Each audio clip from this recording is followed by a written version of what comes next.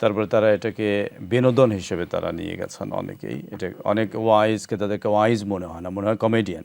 বা আপনি একটা সাবজেক্ট নিয়ে ওয়াজ করছেন, সেই সাবজেক্টের মধ্যে আপনি আছেন, রেফারেন্স দিচ্ছেন কোরআন হাদিস থেকে, সেটা কিন্তু কমে গেছে। মানুষ যেভাবে নাটক সিনেমা দেখছে, সরি টু সে দিস, সেভাবে কিন্তু ওয়াজকে ওইভাবে কম্পেয়ার করছে। অনেক মহিলারা ট্রল করছেন, একজন পুরুষের ওয়াজকে অভিনয় করছেন, এবং এগুলো ফেসবুক খুললেই কিন্তু এই ফিতনাটা আসে। মানে it's very hard to avoid this. দুঃখজনক হলে সত্য, সেটা হচ্ছে this is what's going on, এবং সেটা আমাদেরকে খুব কষ্ট দেয়। আল্লাহর হাবিব সাল্লাল্লাহু আলাইহি ওয়াসাল্লাম তার বিশুদ্ধ হাদিসে যেটা বলেছেন, এটা পেশ করবেন, এর বাইরে যেটাই বলা হবে সেটা ইসলাম নয়। নিজেকে একজন আলিম হিসাবে প্রেজেন্ট করে এইভাবে ক্যামেরাটা ধরে ফেললো। এবার দেখবেন যে আপনি একাকি ওয়াজ করতেছে, হাজার হাজার ভিউ। তো এই কয়েকটা প্রতারকের কারণে, যেটাকে আমরা ইংলিশে বলি রটেন অ্যাপল, যে এইরকম হাদিসগুলা, কিচ্ছা কাহিনীগুলো নিয়ে আসবে, আপনিও শুনেন নাই, আপনার বাবা দাদাকেও এগুলো শুনেন নাই। বর্তমান সময় দেখা যায় যে ওয়াজের মার্কেট যেটা, এটা মানে বাংলাদেশ সহ, শুধুমাত্র বাংলাদেশ না, অনেক দেশে, শুধুমাত্র বাংলাদেশে না, ওই আমাদের সাবকন্টিনেন্টে দেখা গেছে যে যারা ওয়াইজ করেন বর্তমানে, যেটা পেশা হিসেবে নিয়ে গেছেন নাম্বার ওয়ান। তারপরে তারা এটাকে বিনোদন হিসেবে তারা নিয়ে গেছেন অনেকেই। এটা অনেক ওয়াইজকে তাদেরকে ওয়াইজ মনে হয় না, মনে হয় কমেডিয়ান। তিনি কমেডি করছেন, হাসাচ্ছেন।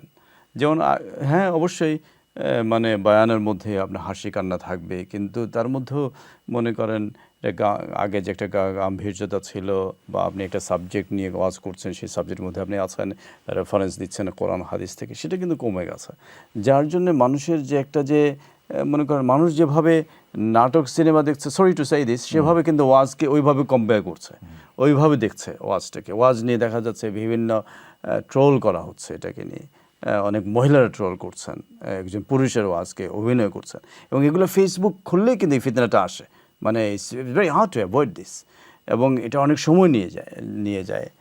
আপনি কি বলবেন ওনার এই কথাগুলো? শেখ, আপনি যথার্থ বলেছেন। দুঃখজনক হলে সত্য, সেটা হচ্ছে this is what's going on, এবং সেটা আমাদেরকে খুব কষ্ট দেয়।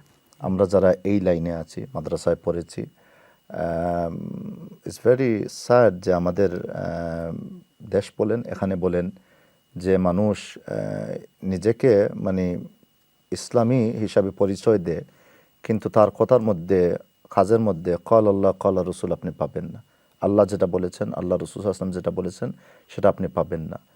একজন ভালো আলিম, মুহাক্কিক জাইয়িদ আলিম, যিনি ভালো একজন আলিম, আমার ভাই যেটা বলেছেন, বড় বড় আলিম, আমরা সাধারণত এটাই বলি, তিনি আল্লাহ রসুলের প্রতিনিধি, তিনি রেপ্রেজেন্টেশন, তিনি নতুন কিছু নিয়ে আসবেন না, আর তিনি কিছু মাইনাস করবেন না, তাকে এই অনুমতি দেওয়া হয় নাই। আল্লাহ যেটা কোরআন মজিদে বলেছেন, এই আয়াতগুলো মানুষের সামনে পেশ করবেন। আল্লাহর হাবিব সাল্লাল্লাহু আলাইহি ওয়াসাল্লাম তার বিশুদ্ধ হাদিসে যেটা বলেছেন, এটা পেশ করবেন। এর বাইরে যেটাই বলা হবে সেটা ইসলাম নয়। আল্লাহ রসুল যেটা বলেছেন, এটাই আমাকে মানতে হবে, এবং সেটা হচ্ছে মাপকাঠি। আমি যখন আল্লাহ রসুলকে মাপকাঠি হিসাবে নিয়ে নিব, যে এটাই হচ্ছে আমার দিন, এটাই হচ্ছে আমার ভিত্তি, তখন যখন আপনি শুনবেন যে একজন মানুষ এটা বলেছে, কুরআন হাদিসের সাথে তার কোনো সম্পর্ক নাই, আপনি সেটাকে রিজেক্ট করবেন। খুদ মা সাফা ওয়াতরুক মা কাদারা, যেটা পরিচ্ছন্ন নেন, আর যেটা ময়লা মিশ্রিত সেটাকে আপনি পরিহার করুন। এটা হচ্ছে সিম্পল ফর্মুলা। আনফর্চুনেটলি ইউটিউবের মধ্যে অনেক ফায়দা রয়েছে, আমি সেটা বলবো না যে ইউটিউবকে আপনি স্টপ করে ফেলেন, কিন্তু সমস্যা হচ্ছে যে দেখেন, এই আমার মোবাইল, এখন ঘরে বসে পাগড়ি পরে, তকি পরে আপনি নিজেকে একজন আলিম হিসাবে প্রেজেন্ট করে এইভাবে ক্যামেরাটা ধরে ফেললো। এবার দেখবেন যে আপনি একাকি ওয়াজ করতেছে, হাজার হাজার ভিউ। কি যে বলতেছে, আপনি হাদিসের এবারও তো পড়তে পারে না, আয়াতগুলোও পড়তে পারে না। তো এখন একজনের কারণে আপনি কি বলবেন যে আলিম সমাজ সবাই নষ্ট? তো এই কয়েকটা প্রতারকের কারণে, যেটাকে আমরা ইংলিশে বলি রটেন অ্যাপলের কারণে আপনি দেখবেন জেনারেল মানুষ বলবে, আপনারা সব হুজুররা এগুলো বলেন। আরে বাইরে, হুজুরের সংখ্যা যদি 1 মিলিয়ন হয়, কাজ করতেছে এরকম প্রতারক, ধর্ম ব্যবসায়ী তো হচ্ছে আজহার। তো আপনি কি বলবেন সবাই? আজকে মুসলমানদেরকে বিশ্বে বলা হচ্ছে টেররিস্ট, এগুলো 2-1জনের অপকর্মের কারণে সবাইকে কি বলা যাবে? আমাদেরকে যেটা বুঝতে হবে, এবং আমাদের অ্যাপ্রোচটা থাকবে, আল্লাহ রসুল যেটা বলেছেন, যারা আল্লাহ রসুলের প্রতিনিধি হিসাবে কাজ করতে চায় না, শুধু লেবাস পরে আসছে, এরা বাস্তবে আল্লাহ রসুলের রিপ্রেজেন্টেটিভ না। এদেরকে অফকোর্স আপনি অ্যাভয়েড করবেন।